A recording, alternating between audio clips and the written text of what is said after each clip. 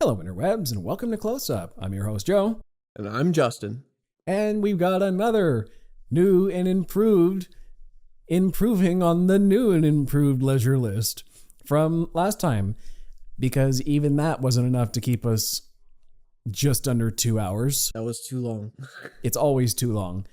So we're trying something else this time, cutting it down to 3 items each, and we get 10 minutes to talk about them. We're setting actual time limits per item now and sticking to them. I mean, we set 5-minute timers last time, but it didn't work. It was too short. It was too short, and there were too many items to get through, so this is going to be good. So we're going into our medium shot now, and let's list out what we're actually talking about this week. So I'm starting off with 4 Weddings and a Funeral. Impact Winter, Season 1, 2, 3. It's an audiobook. Superhero Movie. Tales Noir, it's a game. And Tremors. And Spy Family, Season 1 and 2, and the movie Code White. And then later at the end, I'm going to try and rattle off a couple of my quick picks. I'll be talking a bit about Fiddler on the Roof, The Pianist, and 12 Angry Men. And so the thing about what we're going to be doing today, or at least me specifically, is the 3 that I picked. Just add some variety. One is a movie I thought was really good. One is a movie I thought was among the worst I've seen in a given time frame, and one is somewhere in the middle. Okay.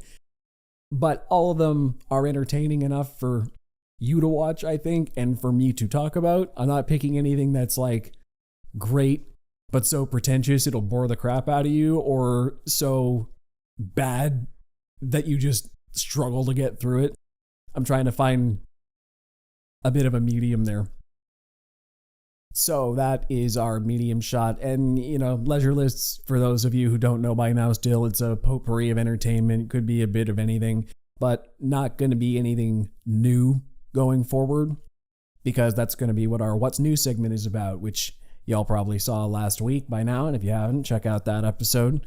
And we're trying to keep spoilers to a minimum, right? Yeah, we're trying to keep them to basically a premise thing, and try not to spoil much more than that. Definitely no big twists. Enough for people who haven't seen it yet can still go see it afterwards. Yeah. So let's get into our close-up and get going with my first one, 4 Weddings and a Funeral. Which, just to give you a quick indicator what this is about, Hugh Grant plays an adorable English gentleman who, at the titled 4 Weddings and a Funeral, has consistent run-ins with a beautiful American socialite with whom he has amazing chemistry and awful timing. The thing about 4 Weddings and a Funeral I like is its marketability. The movie is called 4 Weddings and a Funeral, and that's exactly what you get. The entire movie is set at these titled 4 Weddings and a Funeral, with months of in-world time just sort of being cut out of the middle. It's like, okay, we started at the wedding and then skip forward a couple months, and now all this same group of people is back at another wedding, and we kind of catch up on what they've been doing for the last couple months, and whatever dramas unfolded at the last wedding, and so we go through 4 Weddings and a Funeral, and that's the movie. So is it like a series, like a friend group, or? Yeah, it's about Hugh Grant is the lead, like I was saying. So it's about him and his I was going to say upper middle class, but they're probably more wealthy than that. They're an English social group, and a lot of this group are getting married, evidently, within the time frame of this movie, and then a funeral at some point. And yeah, so it's this group all going to different weddings.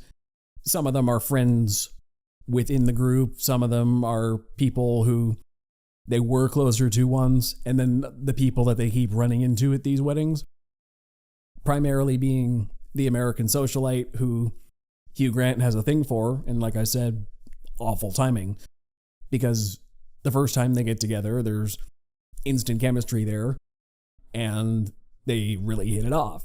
And But then at the end of that night, she's going back to America. Oh, shoot, that sucks. Okay, well, I guess this spark of thing, it wasn't meant to be. But then she made some friends at the first wedding they were at, and then she got invited back to the second wedding, and oh, wow, you're here again. Cool. But the status quo is changing, and when will their timing finally line up, if ever? Every time they meet each other, their social circumstances are not in a good place for them to be together. But they keep seeing each other at all these social scenarios. And it's Four Weddings and a Funeral immediately became my favorite rom-com after I finished watching it. It's excellent. And it's quick, witty dialogue, hilarious to me. Hugh Grant is a delightfully bumbling mess, and I adore the just super relatable moments when he's talking to himself and questions all his choices and beats himself up. Like, why did I do that? Why? That's so stupid. I'm such a fool. I also like the presentation of everything, the meet cutes and stray glances across a room, kind of typical rom-com stuff, but it's not played up for melodrama in this movie. It just sort of is what it is. You see play out. I also love the core relationship in this film. It's very rare I see chemistry this palpable in a movie.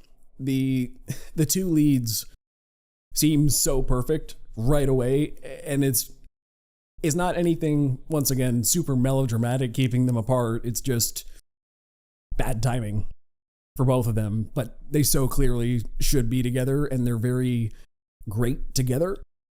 I especially like how there's a couple times where, he like I said, he's being adorkable, and she calls him out on his BS multiple times, which I appreciate. I'm like, okay, he's trying to get away with some stuff, and she's laying it out flat. She can see through his try to be cool guys or whatever he was doing at the time, puts him in his place sometimes, which was awesome because he's already kind of a bumbling mess, and then she calls him out and he immediately crumbles even more. Like, oh, sorry. Yeah. I really like the editing in this movie, especially. There was an excellent use of reactive shots to see different people's perspectives, which I feel like is an underutilized technique in movies. We focus a lot on the people talking many times because, okay, they're the actor talking, so we focus on them, but I always hear acting is reacting, and there's a reasonably big cast in this movie, which they all have to have their reactions to everything, and this movie focuses a lot on their reactions. So even the supporting cast, we all kind of get to know pretty well, just based on them looking at all these interactions. I'd say the big theme of the movie is when is the right time to settle. And because everybody in the movie, basically, they all want to fall in love and get married despite whatever life circumstances they're in. And the big question is, should we settle for someone just to get married or wait for love? They bring up multiple times that among this group, a lot of them kind of feel like they're married to their friend group. And it's those kind of relationships being broken apart sometimes when they find romantic love elsewhere. Like, it's interesting that at the first wedding, for example, these people were allegedly good friends of these people. Like, they were in the friend group, and then you never really see them with the friend group again for the rest of the movie. The movie tells us that they were all together before. So basically the friend group is just whoever's still single throughout the movie. As people get paired off, they show up less frequently. Just making the single people still around feel like wasted space. And beat up themselves a little bit. Yeah. Any questions? Right off the hop. Is the funeral a spoiler? Yeah. Okay, then I won't ask about it.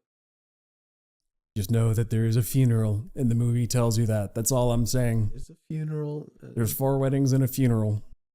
Okay. That is the plot of the movie. Yeah, that's her name. Andie MacDowell as Carrie. She's the one who's opposite Hugh Grant. She's exceptional. And one fun fact I thought to mention is this movie ranks among, as far as I know, from what I've seen in Oscar movie history, this movie sits among my favorite year for Oscar Best Picture winners, or nominees, rather. So in this year, which was, I believe, for the 1995 Oscars, you got Forrest Gump, which won, 4 Weddings and a Funeral, Pulp Fiction, Quiz Show, and The Shawshank Redemption. Those were the ones going against each other that year. Stacked year. Yeah. 4 Weddings and a Funeral up to this point is the only one of those I hadn't seen. So now I finally completed the Pentagon of Best Picture winners of 1995, or nominees of 1995, and like I said, overnight became my favorite rom-com. I'm very much into British wit humor, and this was that incredibly well done, just in every way. It's not just a great rom-com, but it's a great British humor demonstration as well. I love Hugh Grant in basically everything. He's quickly shot up the list of some of my favorite actors, and this is him arguably in the middle of crafting that romantic persona he'd become known for in the mid-90s. That sort of awkward, relatable dork was a character he played multiple times in that decade. Mm-hmm. And I think 4 Weddings and a Funeral is the epitome of that, as far as I've seen. That's his best version of it. Certainly his most famous one, besides maybe Notting Hill. Have you seen Love Actually? Not yet, but that one is on my list. Okay, I'm curious what you'll think of that one. You should watch that one. Yeah. Yeah, so anyway, that's 4 Weddings and a Funeral. I think it's a movie to watch as soon as possible. Even if you don't like rom-coms, I think it's still just a good movie about romance. It'll make you laugh, and very relatable characters, great acting, great filmmaking all around. You get to know all the people in this friend group pretty well, kind of feel like friends of yours by the end too, and I just have a great time. It's a movie. It's a very instant comfort movie. I would definitely go back to it. Yeah. Okay, well, first one on my list is an audio drama. It's called Impact Winter. There's currently 3 seasons of it, which is essentially like 1 book each. So it's about survivors of a vampire apocalypse. Not like Twilight, more similar to I Am Legend, kind of. And one of them inevitably becomes infected and indoctrinated into the world of vampires and seeing the other side of things. So it's really cool. The performance is done so excellently for, like, that's one of the main things with an audio drama specifically is, can I follow what's going on? Can I follow the action? Especially when you think of something like this, like it's pretty action heavy. Can I follow it? Yes. This one, for the most part, really well done. I could tell what's going on pretty well most of the time. So they use the sound design extremely well to tell the story. Mm-hmm. It really is tough with action. Yeah, especially in audio form. Dialogue, with exposition, you can say all manner of things to catch people up, which I assume you have to do, because I don't know what kind of action is in there, but just playing out the sound effects of action isn't enough to tell you what's going on. It's like watching Batman 1966 and just listening to all the kapow sound effects. Like, okay, I can guess, but yeah, like in this, they they actually don't use dialogue to catch you up as much as you would think. Specifically, there's a scene where there's two people in a conflict, and one ends up not falling, but being pushed off of a cliff. You are not told.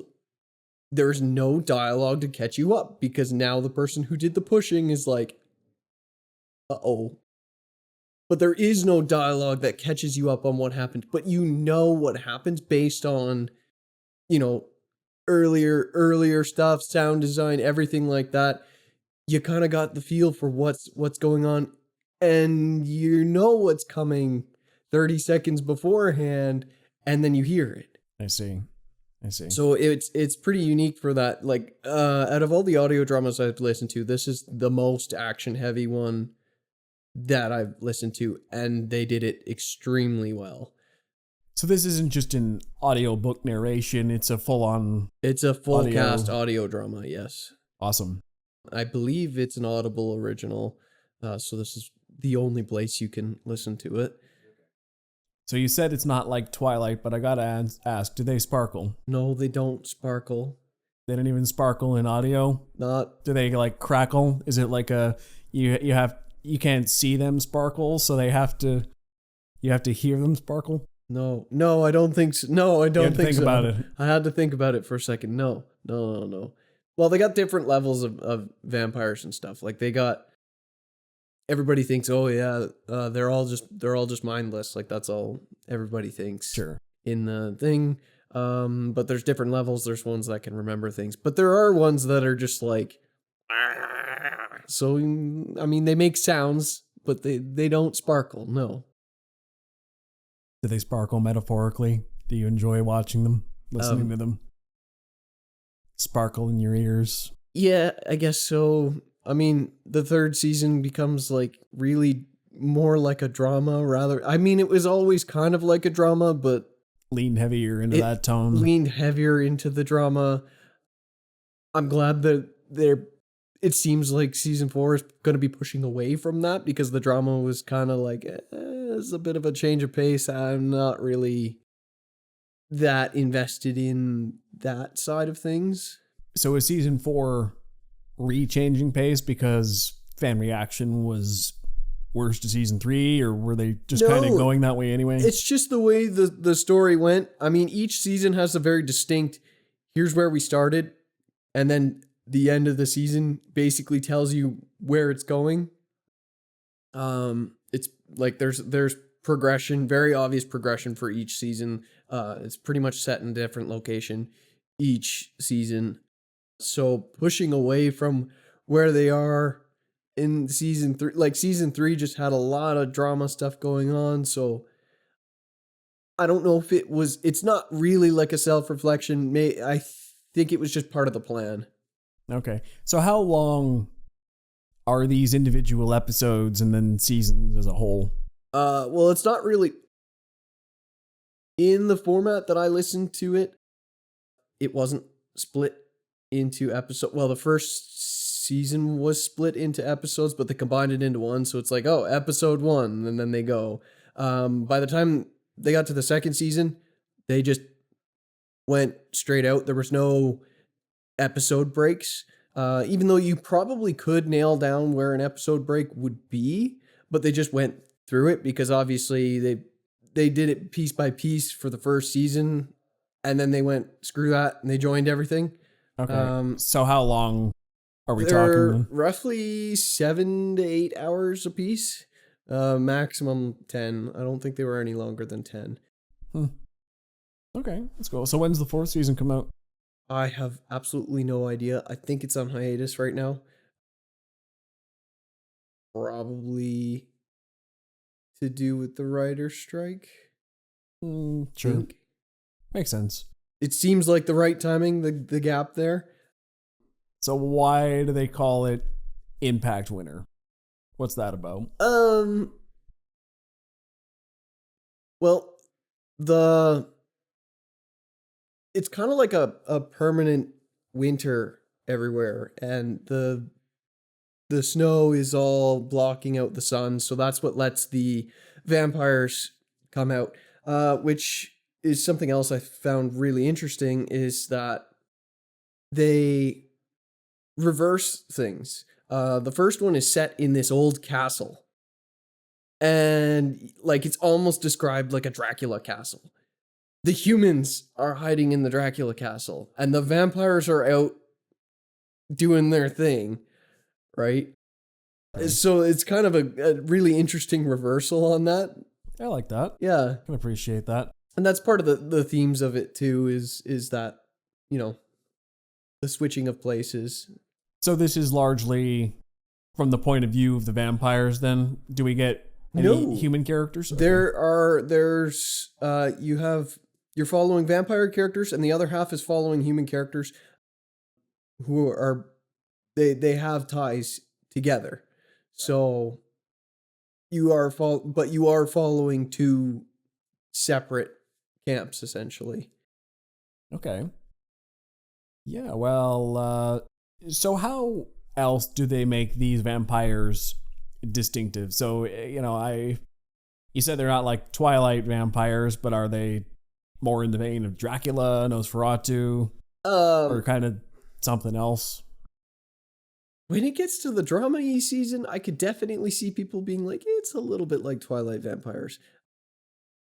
But for the most part, for the first two seasons, it's like I Am Legend, but stick in some that have more, Cerebral like some capability. have full control, some are even more powerful. But it's like they've got like layers to how conscious they'll be, and each person, like they can even test to see how they might react if they were to become a vampire, which can make things really interesting when a character is totally screwed if they're bit, especially when you're seeing both sides and you've got, we've got one vampire character, she was fine, it's all right. But then other characters are just like, no, you're a red shirt. If you're bit, you're dead. You're just dead. Got it. Not dead, but you're going to be one of the completely brainless things. Cool. Yeah, so what's the objective here? What are they trying to do? They're trying to reverse the apocalypse, basically. Okay. It is. So you mean the humans are trying to revert? Because it sounds pretty ideal for vampires. No, I don't know. actually. Okay. They are working together to not exactly together, but they're both sides want the end, because both sides lived through the apocalypse. Mm-hmm. The vampires that we follow are like, I didn't want to be a vampire. I am a vampire now, but I would rather use that to my advantage and try and reverse this, even if I have to sacrifice myself. So it makes it pretty interesting. Okay, so what's your rating for, I guess, the first 3 seasons? Or do you want to go season by season there? I would say the first season is like a 7. It's pretty good. The Yep. second season is like a 6. And the third season is like a 6 as well, probably. Maybe a 5.5. Okay. But overall, Diminishing returns. Yeah, it's fine. There were some more interesting parts in season 3, but it just took a long time to get there. Season 4 sounds like it should be pretty interesting. It's got a pretty good setup. So do these seasons wrap up relatively well individually, or do they just cliffhanger and lead into the next? In a way, it's a cliffhanger, but it's more like okay, now we're gonna travel here. We have an objective and why we're traveling here, but it's not like a major cliffhanger where it's like, somebody's dangling off a cliff, literally. The world goes on, but yeah. Okay. Sure. So, For Weddings and a Funeral was the good one on my list, and now we get to the worst one Superhero movie. So, superhero movie is a spoof on superhero origin stories through a near beat-for-beat retelling of Sam Raimi's Spider-Man film with a comedic twist. So, that's superhero movie in a nutshell. If you've seen Sam Raimi's Spider-Man, you've seen a better version of superhero movie. Oh no. But that's part of the charm of it, really, is because Sam Raimi's Spider-Man 1 is a film that I grew up on. I don't rewatch films a heck of a lot now, but I've rewatched that film so many times in my life. It was probably like Spider-Man 1 and 2 in the original Star Wars trilogy were the movies I watched most as a kid. So I know Spider-Man in and out, which was somehow made superhero movie more entertaining for me because I could tell, okay, and this is the scene when this happens. Oh, and that happened. Okay, and this is the scene when Peter does the. Oh, okay, they're just going literally scene by scene from that movie and putting their own and basically turning it into a comedy. But wasn't it a little comedic already? Sam Raimi definitely has his comedic tone, but it's less traditional comedy, I'd say. Sam Raimi's more character. He's more character-driven comedy where the situations are just sort of naturally funny because of who these characters are. When I think of Sam Raimi's Spider-Man comedy, I think of like J.K. Simmons as J. Jonah Jameson. He's not blatantly funny. He's not telling jokes, but he's a character you laugh at. Yeah, he's funny. And those are, that's... It's his quick dialogue.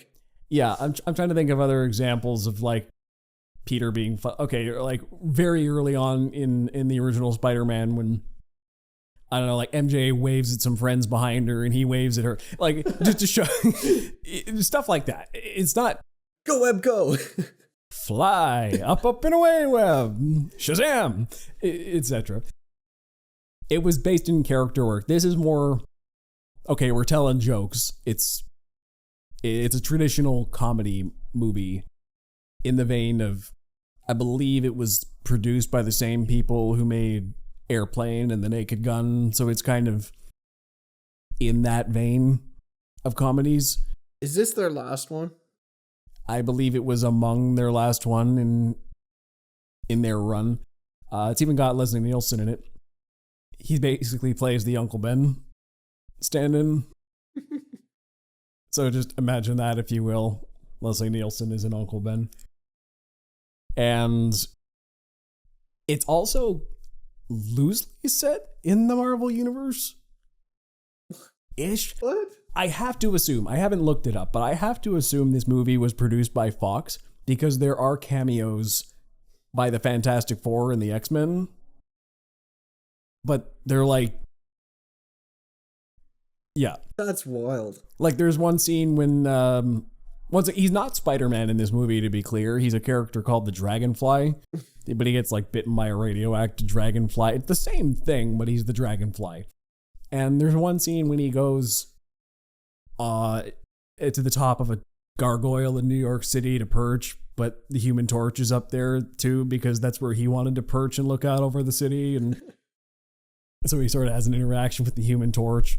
And then later when he discovers he's a hero, he's got to go to the X Mansion. He's like, okay, sure, I'll meet Professor X and see what they can do for me. So there is some deviation to the Spider-Man story, but most of the scenes in that movie are carbon copies of the original Spider-Man with a twist. But I think I got a little off track. My point was, because I knew that movie so well, it was funny for me to say, okay, but what are they going to do with this scene? Because I knew it was coming, which made some scenes funnier because I wanted to see the parody. In this movie, as for the comedy itself, it kind of oscillated between stuff I liked and stuff I didn't. It was the quick-witted dialogue that I'm accustomed to from stuff like Airplane. A lot of that's in here. There are some quite clever jokes that made me chuckle, some made me laugh. There is some witty stuff going on here. But there's also an abundance of crude lowbrow humor, which is not my thing whatsoever. It's just like, bodily humor and fart jokes, and there's a lot of that stuff in here too, which... The product of the times. Yeah, I suppose so. This was late 2000s, so there were a lot of movies like that. But that's why it bothered me, because there were so many jokes like that in there alongside stuff I genuinely thought was well written. But that stuff just kind of... It got squeezed out by the lowbrow humor in the end. And I'm like, there was a better movie in here. But when it was good, it was good. It also felt pretty cheap and low budget. just everything from the filmmaking to the cinematography to it just felt cheap. But that also gave it a bit of a charm at the same time. It felt like, okay, we're just kind of playing around here on a low budget film, and we're just getting together on set with some good actors and just telling some jokes. Oh yeah, it's Drake Bell, by the way, who's the main character in this movie. Which, funny enough, he ended up voicing Peter Parker later on in one of the Spider-Man cartoons. So I wouldn't be surprised if his role in this movie, basically playing a parody of Peter Parker, was... Somebody was inspired with that casting choice later. Almost certainly. Let's see, what else? It's, so the bad guy, what's he want to do? He is kind of like a Norman Osborn in that, well, I mean, he's exactly the he's the evil billionaire guy who runs the company and is a friend of the family who shows up to dinners with them sometimes. But his thing is the thing that gave him powers is also killing him. So to stay alive, he needs to absorb the life energy of people. And he's got like hourglass themed things, and like every time he busts into a wall, it's an hourglass figure, and like every time he throws people through a wall, it's an hourglass. It's like, it's very themed. It's kind of funny. Yeah. Okay, the other thing that's funny about the action in this movie is that there's very few times where the heroes and villains actually clash, but there's so many bits of random violence throughout the movie. Just like in day-to-day activities, violent, awful things happen to people, and more of that stuff happens when people are not in costumes than when they're actually hero versus villain clashing. Just the random casual violence in this world is... Do you think that was intentional, or...? I think so. I don't necessarily know what the purpose behind it was, but like the hero versus villain fights were very quick and relatively tame compared to some of the other stuff that happens in this movie. That's just like, wow, that was just brutally violent and out of nowhere, but also funny because of it. Random stuff. What else? Yeah, I liked all the performances for the most part. They were once again going back to that Airplane vein of their very deadpan, matter of fact sort of thing. I saw the trailer on Netflix when I first watched it, and it gave away the best scene in the movie. Oh no! Like, oh, like, cool. This looks funny, and then that was the funniest scene in the movie. Painful. Which I'll describe because why not? Well, it's the trailer now. Yeah. So basically, what happens is he just got his powers, and he comes back home, and he finds Leslie Nielsen and I believe it was Kevin Hart was his friend, who they're like decorating the kitchen, and Leslie Nielsen's got a nail gun. And then Leslie Nielsen kind of absentmindedly shoots the nail at the Peter Parker, and he like catches the nail. It's like, wow, how did you do that? Oh, just good reflexes. It's easier than it looks. And then he shoots Kevin Hart, and he starts screaming. No, I don't think so. So like there was good moments in the movie. Yeah. Anyway, I think it's an entertaining play on superhero tropes if you're watching passively. Don't try to take too much meaning from it, but superhero movie is entertaining. So it's like a eat some snacks and have it on in the background type of movie. Oh yeah, for sure. For sure. Especially if you've seen the original Spider-Man and then you like half paying attention, tune back in. Oh, this scene. This one. Okay. All right. So next up on my list is a game, Tales Noir. It's an indie game. It's a side-scrolling pixel detective game where you play as a raccoon in a world of animals. You have my attention. Yeah, it's it really leans into the noir theme. It feels like really interesting. Like you're also not like a real detective. You are a private investigator who is broke. Okay. So, you know, you got to do things and apply to that idea that you're a raccoon.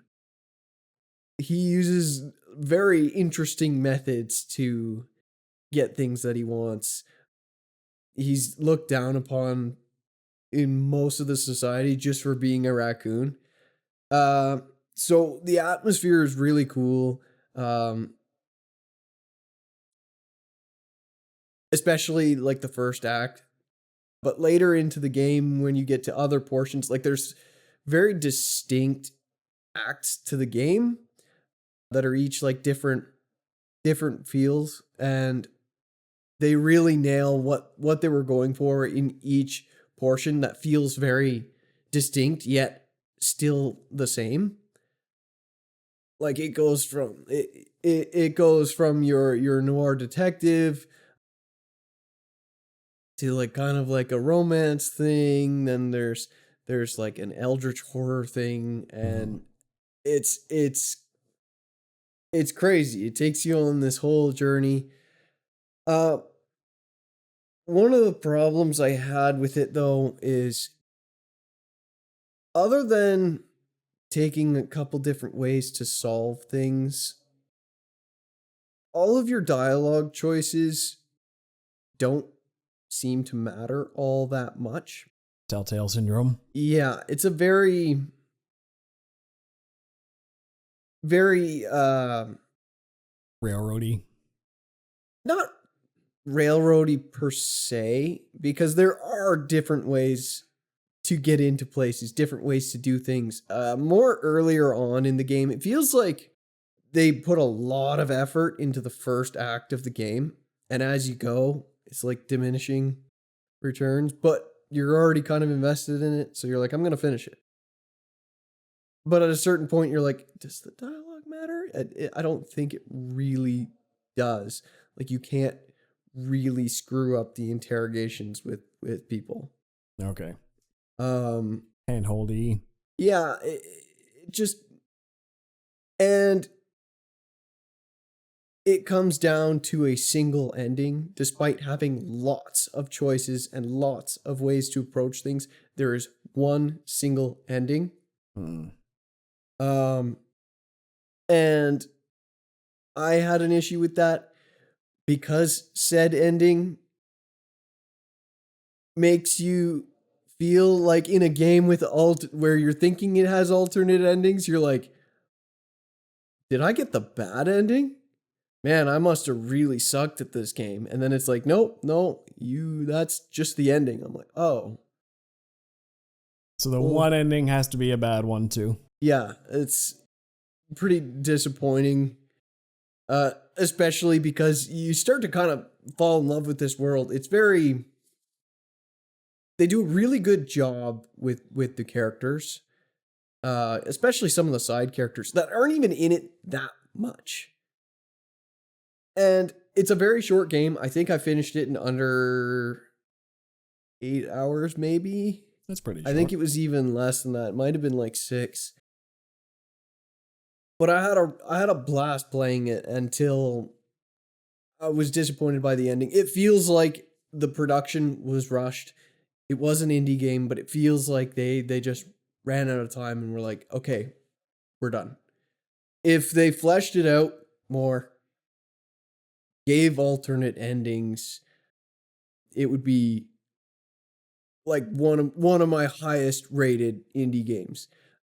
It's actually really, really good, really fun. There was one puzzle at the very beginning of the game that was so incredibly difficult that I had to look up how to do it. And there's lots of people who were like, yeah, no, this one didn't make sense. The puzzle is just so overly complicated that you're basically moving things around on a board, and you have all these things that kind of like they have holes and numbers and stuff that lines up. It doesn't make any sense. Even when you see the solution, you're like, huh? How does that work? I don't even understand that. But other than that, after that section, the puzzles were a lot easier. They actually made sense. What to do, where to go. Am I misremembering? I believe you told me before that you actually have to pay attention to the guy's notes or something for the puzzles. They're not as... he's a bad private investigator. He doesn't take notes. Or, no, it doesn't take notes. If you forget that's what stuff, it is. Okay. Oh man, that's what it was. If you forget stuff, like you have to remember things to play this game because he doesn't take notes. You probably want to take notes. That's the part that disappointed me, is that there are some sections that feel like you needed those notes if you couldn't remember. But at the same time, the game plays out regardless what you do. I see. So, like, nothing, it doesn't really matter if you, even if I don't know if you can screw up the interrogation, but even if you do, I don't think it's going to, like, there is no ending. There is no fail. At the end, anyway. Yeah, there's... So that kind of wrecked it for me there. But it was still really cool. There was also the artwork is gorgeous. Okay. It is pixels, right? Mm-hmm. But they're... Like it's not like 16-bit, it's more like 32-bit pixels. Sure. So it's pretty fine, but at the same time not detailed. So does it feel distinctly different act by act? Definitely. Okay. Definitely. Different Each act vibes? has a different arc going on. And different visual style to accompany it? I would say the color palette definitely switches up and gives you a different vibe of things. But the world itself was really cool, like how they had the big apes or the big corporation, and early on in the game you can look through this map and it's got details about each individual neighborhood, and I felt like there was a lot here that was left on the table that they could have expanded upon and really done with it. But they also had these cutscenes, essentially. Sure. Mostly every single cutscene was basically you're driving around with your taxi friend. And this is where they go into a completely different, not completely different art style, but it's more, the really artsy shots when you get like the detective traveling in his car in a noir film. Yeah. It's like that. And it's gorgeous. These intercut pieces are really, really cool. And it just really added to it all. I had a blast playing this game. I would still recommend playing it because it's so close. If they had multiple endings, it would be like a perfect 10 for an indie game like this. It was that good. Was there a DLC for this? There was not a DLC. There is a prequel to it, but it's only on PC, so I haven't played it yet. Okay. But it sounds like this small studio didn't end up going anywhere after that. So it's a game with Telltale and Mass Effect syndrome. Yeah. But it's still good. I still had a blast playing it. Yeah. It sounds definitely worth a try considering how short it is anyway. Yeah, I think that's the benefit, is it is short. I wanted it to be longer. I think that's what I needed. Is I needed it to be longer, and I needed the choices to matter. See, without you spoiling the ending, it works for me knowing that the ending is unsatisfying and plays out the same. It sets your expectations going in without telling you specifics. I mean, it really plays into it's. That's the thing, is the ending's not I guess it is unsatisfying, but fitting. It makes sense, but in the moment you're like, what did I do wrong? Did I make really bad choices? Is this the bad ending? I see. I've never played a game before where, like, I've had games where I've gotten the bad ending, but, usually you're like, yeah, I did something wrong to get this. This one's just like, no matter how good you are. And maybe that's a point, because there's a lot of deep themes to this game.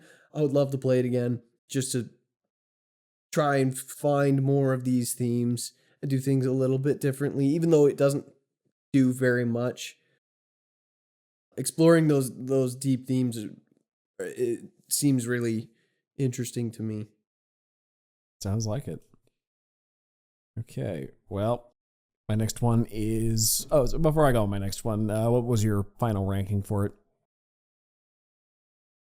I would say it's probably like a 7 out of 10, maybe a 7.5. It's still really good. Okay. It could almost have been a perfect 10, though. It's just the ending. Yeah. So my next one, last one, besides my quick picks, is Tremors. So a town with fewer than a dozen residents in the middle of nowhere is besieged by ravenous, burrowing worms which are attracted to vibrations. Seen this. You have seen this? Yes. Okay. So, yeah, that's Tremors, which basically the way I pitch this movie is it's The Floor is Lava, the movie. In a way. If you step on the ground, these creatures with tremor sense will come and eat you. Pretty much. Yeah. So climb on the rock over there. Yeah, they can't get on the rocks. There's a scene later on when they're all hiding. They're all on top of the roofs in the town square, and even then, the creatures still have. If they can get to them in any way, they will. Being high up doesn't necessarily matter. Even when in the rocks in the desert, there's the scenes when they basically find these really long rods and end up having to pole vault from rock to rock just to not touch the ground to get back to the pickup truck there. And they can get the trucks too. They hang on to the axles. These things are deadly. And see, this movie, I had no idea what to expect going in, because I figured, okay, I've seen some clips here and there over the years, and this just looks like incredibly B-movie material, but I might have a good time with it. And then it ended up actually, in the first act, was also sort of setting my expectations that way. I'm like, okay, it's probably going to be a B-movie, whatever. And then it was actually good. Just full stop good. With the acting and the filmmaking and the creature effects really well. The puppets, especially in that movie. I'm like, wow, this is we're starting to get to the apex of puppetry in movies before CGI took over for everything. Mm-hmm. The actual... This is a 90s movie, right? Tremors 1 was 1990. Oh, so it was... So 90s. Yeah. All right. Okay. Yeah, right in there. Okay. Right in there. CGI would take over everything, but a few years later. That's what really was the last little bit of puppetry. Great puppetry work. Yeah, I love the way these creatures look. They're all slimy and ugly the few times they show up, but it kind of has the Jaws effect where most of the time you don't see these things. They're underground for 80% of the movie and only surface for the money shots, really. Mm. And, oh yeah, not just the puppetry, but the stop motion work as well. It's a combination of puppetry and stop motion. And what I thought was extra special about it was that it was in daylight, broad daylight. for most of the movie. Most movies I see would try to hide these effects under cover of darkness.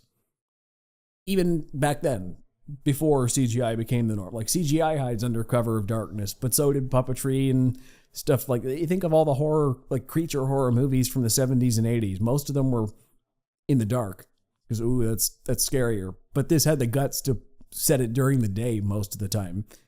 And the effects still look good. Mm-hmm. So I think the movie should be lauded, if only just for its special effects work.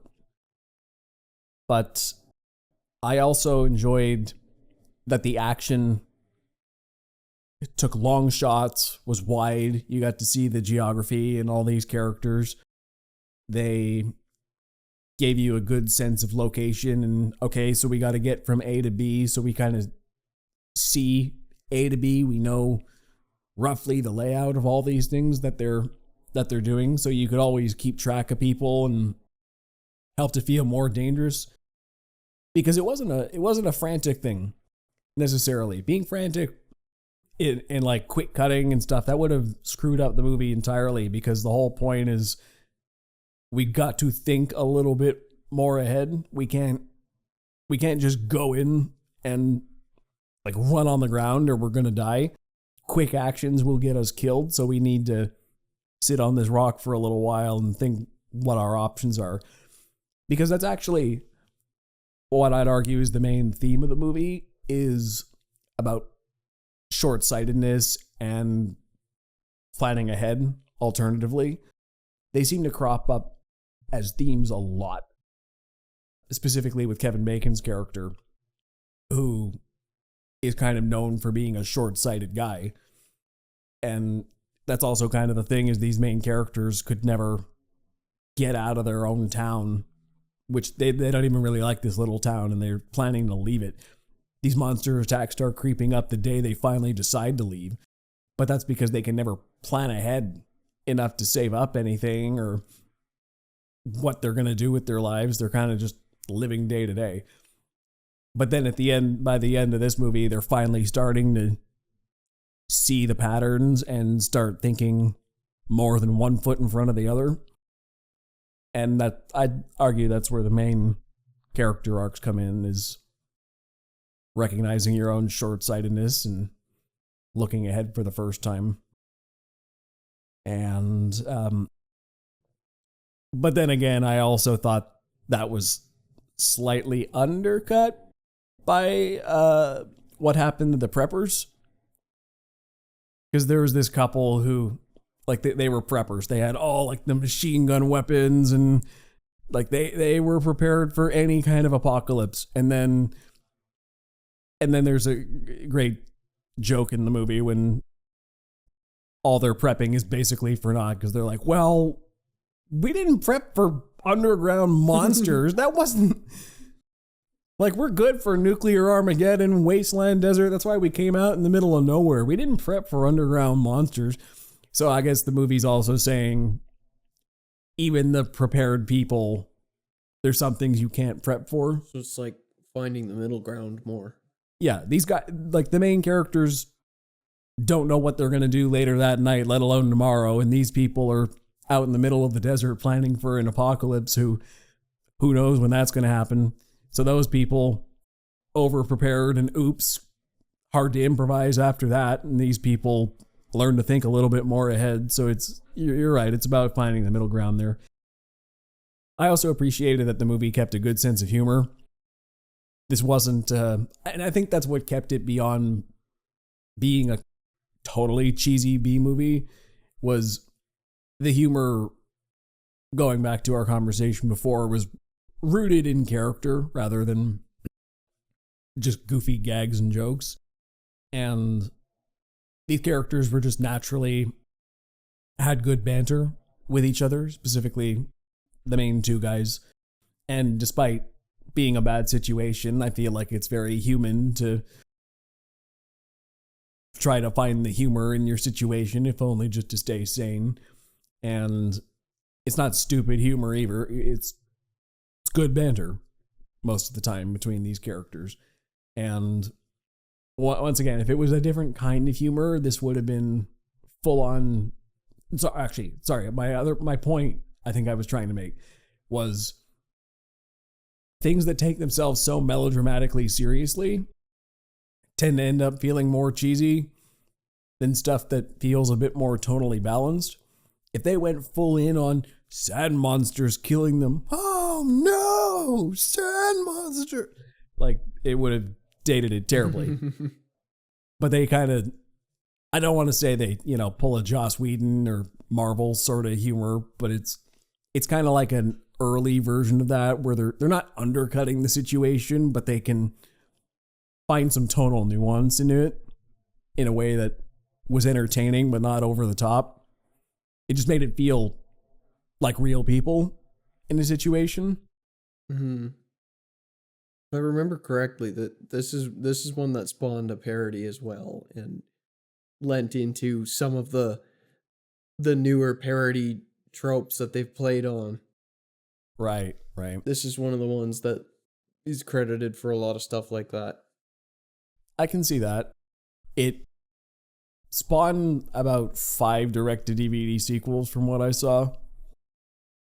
Only the first one of which was actually better than it had any right to be, allegedly. Tremors 2 is apparently good. Maybe it becomes its own self-parody at a point. Well, it sounds like it does, because from what I've read, the main character from all the other 5 was the prepper guy from the first one, who was just sort of a bit character, who was like the over-the-top prepper guy who lives a bit of a comedic relief almost. Exactly. He was the guy who had all the guns and weapons in town, and he was just super eccentric.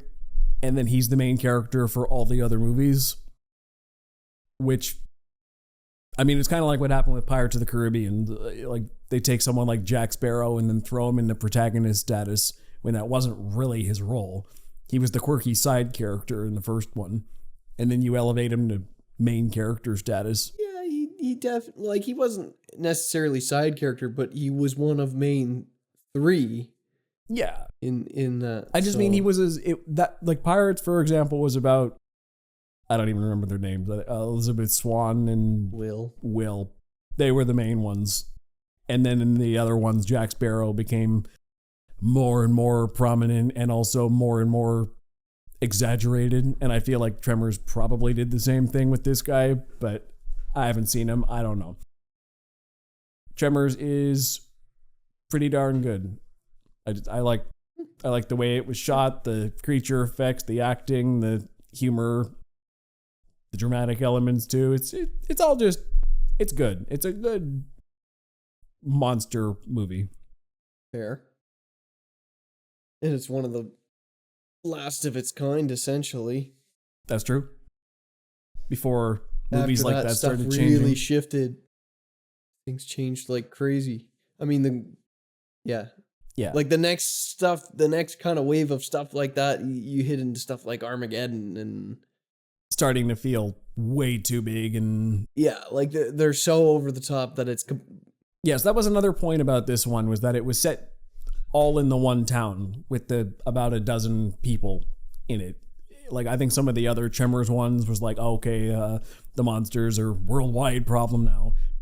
But like the military doesn't come in to save the day with these guys. They're just like, it's our small town and all the exits are screwed up now and we're stuck here with these monsters and we got to deal with it.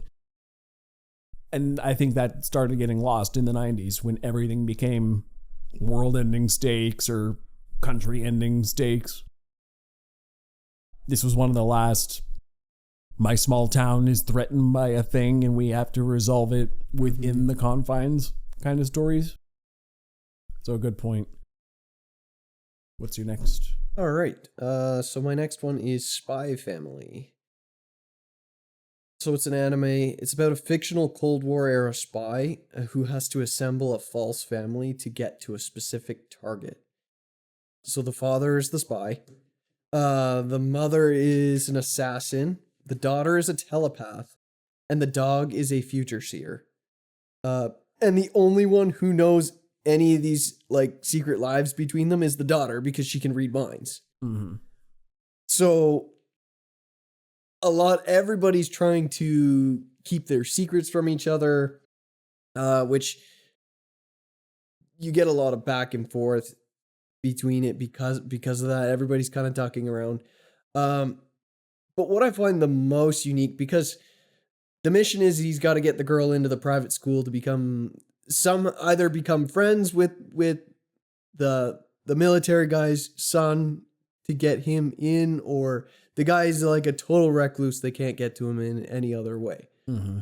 So they're trying to go with that avenue. They've tried everything. And so you've got parts where she's in the school, but then you've also got parts where you follow the father, and the art style changes. It's not a dramatic change, but it's enough that you've got him playing the father part. You've got smoother features. Everything's going on. The second he gets down to business with stuff, his features become sharper and more like an action anime. Okay. And I really like that subtle change and stuff, especially when it comes to points where you have moments where he'll cut back and forth in a scene. It might be a scene set in the house, and he's talking like he's the father, but then he gets really serious, or he starts talking about something to do with work or something like that, and it goes to that art style. And then something might happen where he's like, "Oh, I gotta back up on that," and then his features change again, and those subtle changes really kind of, it tells you what's going on in their heads without even needing words. Sometimes there's just reactions like that, which makes it really interesting.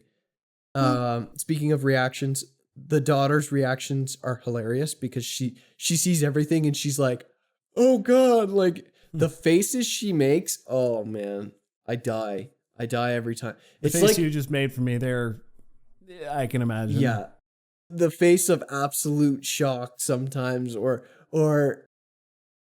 and the faces she makes. Then you hear from her perspective what the dad's thinking when he's seeing this face that she's making. He's like, and she's reacting to something totally different because she's heard something from somebody else, or and he's totally like, as this expert spy, like he's like number one in the country. Everybody's trying to hunt him down. Because there's also like the secret police that are involved. And then it's like, then he's there and he's like got it completely backwards with this girl because he can't figure it out.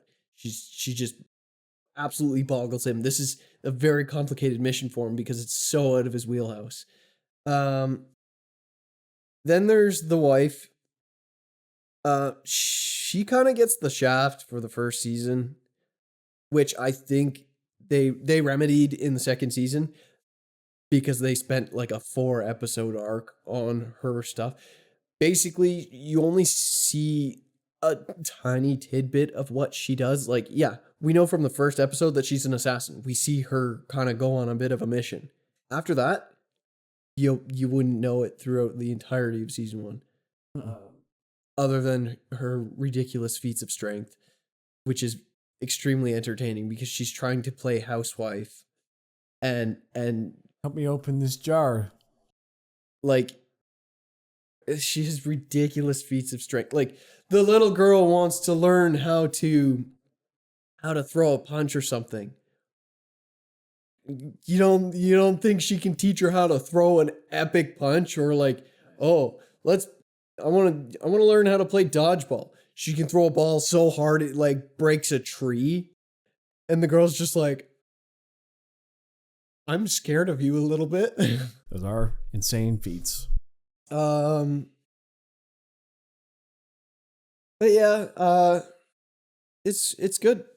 I really liked all of it. I just recently watched the movie, which is called Code White, and all of this you could kind of mix and match, really. It all feels the same. It feels episodic. You know, there's something going on.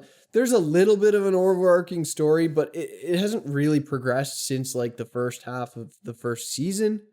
But also, you don't want it to, because you're just enjoying Status quo. the status quo. It's good. They got to the status quo where they're at, and they're telling the stories they want to tell, and it's fun. It's great. The movie was excellent.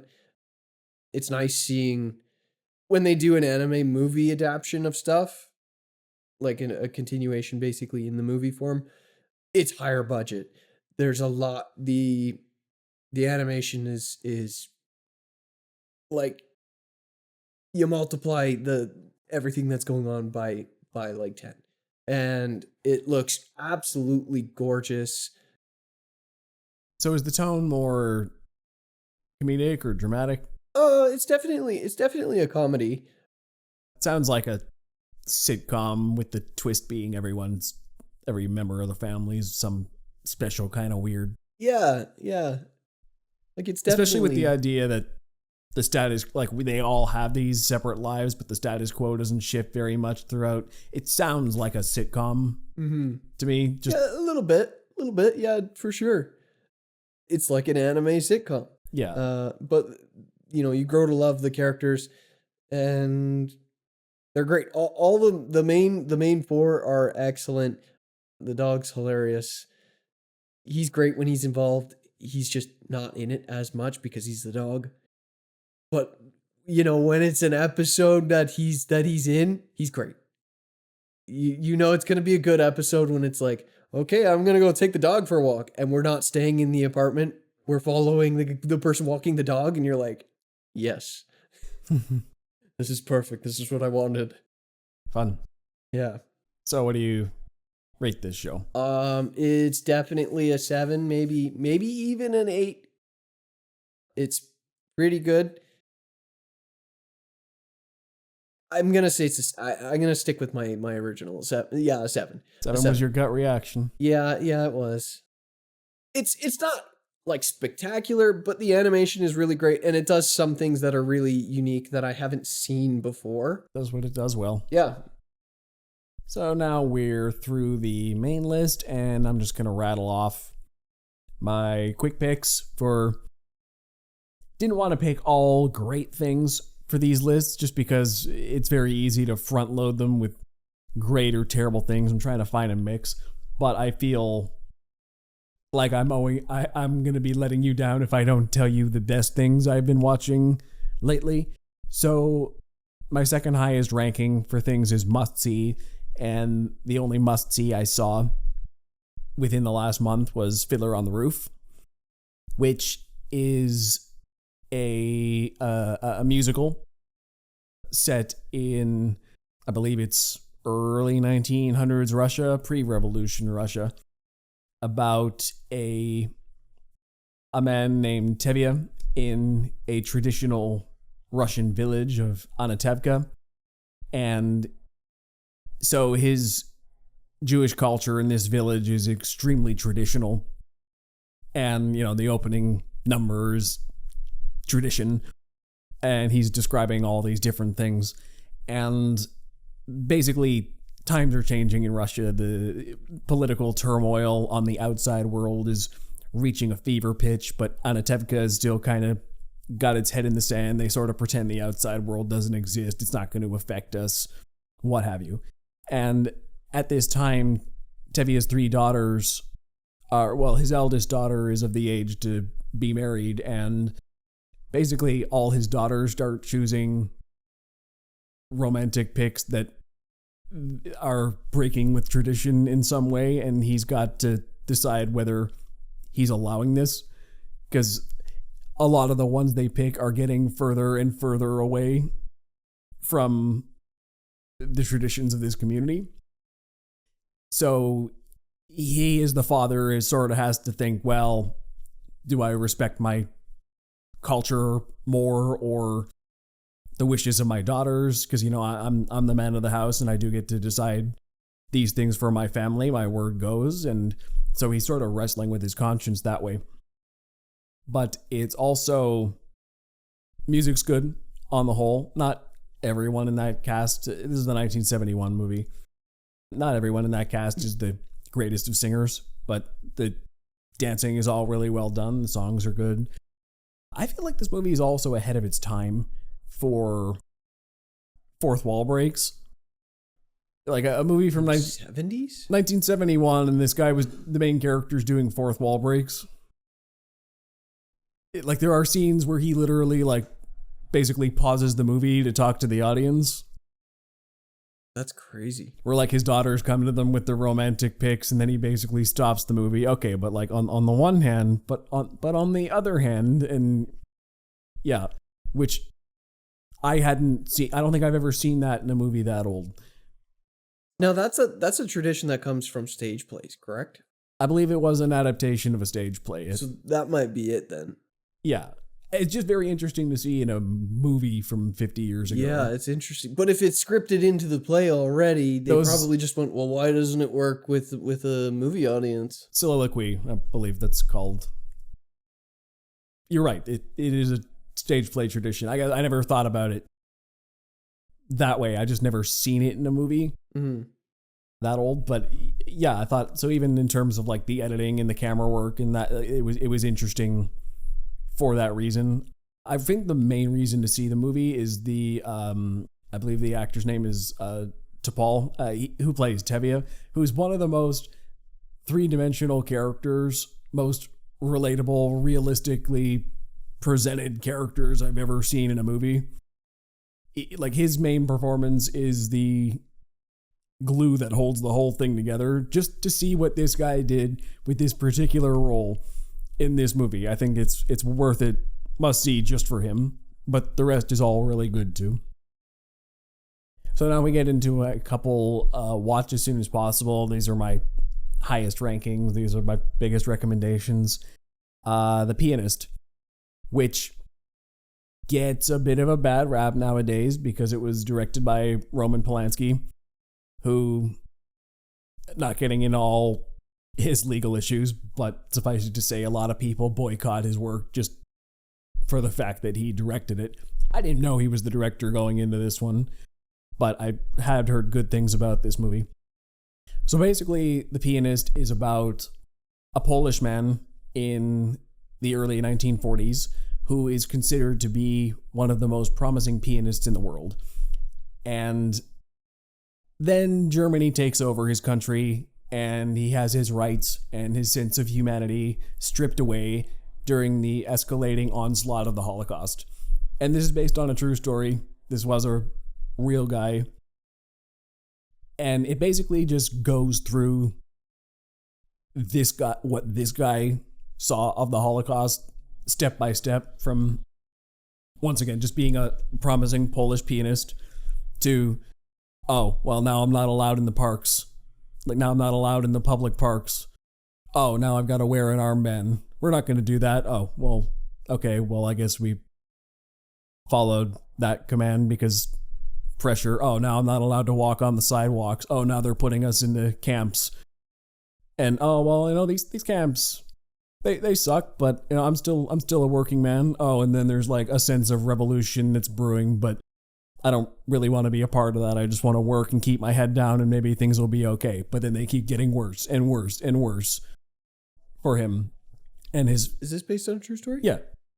Yeah, and his family. Basically, it just follows all of his experiences from pre-war Poland to when the war finally hits him and having all his rights just slowly stripped away one at a time until he's basically bottom of the barrel in society, treated worse than the animals, and what he's got to do with that to survive this situation. Incredibly powerful movie with a strongly affecting performance by Adrian Brody as the main character. It's a visceral experience. It's a very immersive, and it's not that I've seen a heck of a lot of Holocaust movies over the years. I mean, Schindler's List is probably the other biggest one I've seen, but I think it does a really great job of walking you through what these people felt step by step in the process of this society demonizing them. It starts with the little things and then escalates, and we see it from his perspective. and him trying to make compromises where he can, and his people around him saying things are very bad for us, we should rise up, but he's kind of keeping his neutrality throughout, which is largely what kept him alive so long, wasn't getting involved with certain causes. He was sort of out for himself a lot of the time, and his family. He was trying to keep his family alive, not get in any trouble, and just get by as long as he could. And that's what The Pianist is about. It's incredibly emotional movie, very affecting. Watch as soon as possible. And the last one I have is 12 Angry Men, which I watched this just yesterday. So very fresh in my mind on this one. And this one is a movie all about the importance of reasonable doubt in the legal system. So basically, the premise of the movie is a young man is accused of killing his father. And 12 jury members go into a room to deliberate this, to decide the man's fate. If they vote guilty, the kid goes and executed in an electric chair. They have this kid's life in their hands. And 11 of the 12 jurors think this is an open and shut case. Sure, he did it. The prosecution made a good case, obviously. Guy's guilty. And then the last guy says, now, I'm not saying he's guilty. I'm not saying he's not guilty. I'm not saying I believe he's not guilty. But the fact that this guy's life in our hands, I think we owe it to him to talk this out a little bit more. So then the rest of the movie is all set in this one room with these 12 guys debating the facts of this case as they were presented to them, and their 12 very unique personalities starting to clash with each other, and they start uncovering different reasons why they think the way they do. Like, for example, you start seeing very early on that the one guy, well, do you really believe this kid did it, or do you just hate him because you don't like his ethnicity? Or you really don't like him because he's poor. You have a prejudice against poor people. And you very much just seem to want to send somebody to the electric chair. They start realizing, okay, but are we trying to convict this guy? And and the other guy really, he's got a ticket to a ball game at 8 and he just wants to, throw in a verdict and get out, right? Everybody is coming in with their own preconceived biases and notions about the accused and about the case at large, and they have to start picking this case together bit by bit just to see, okay, but are we really making the right decision here? It's a tight hour and a half, dialogue driven, and you think it might get super boring being a 68-year-old black and white movie all set in one room with actors you barely see, but it's just riveting from start to end. The editing and the camera work keep you very firmly rooted. It's paced really well and just excellent all around. Very dialogue driven. I think it's also based on a stage play, but it's cinema classic for good reason. So those are my picks, quick picks, and that's it for today. Where can we find you? You can find me on Instagram at jchurchtpm. And you can find me on TikTok, Instagram, and Facebook at ThoughtPlane Media. And check out thoughtplane.ca for everything else I do. You can even donate $1 or $2 there if you like our work and you're feeling generous. Buy us a candy bar. We hope to see you on the next Close Up with Ryan and Joe. Till next time. Take care.